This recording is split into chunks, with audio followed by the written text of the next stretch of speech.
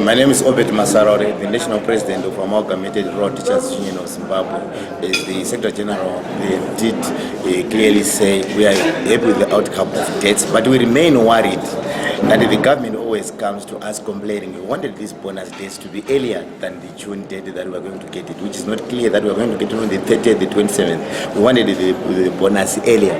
But we are worried why they are always complaining that the government is no money. When this same government is still funding Mugabe's countless trips, when this same government recently funded Mugabe's birthday bash, when this same government is always giving stories and headlines of corruption that is bleeding our economy.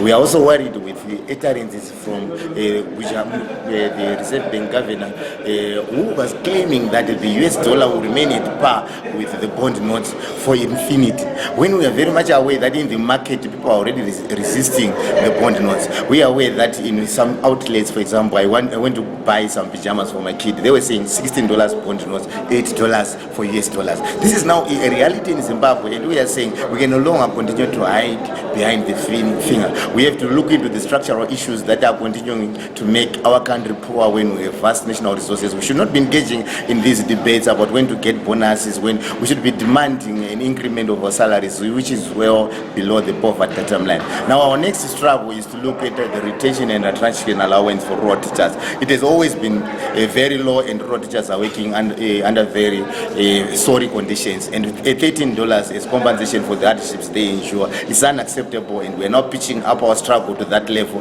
We're engaging, we're mobilizing our members, and we'll be pitching a battle.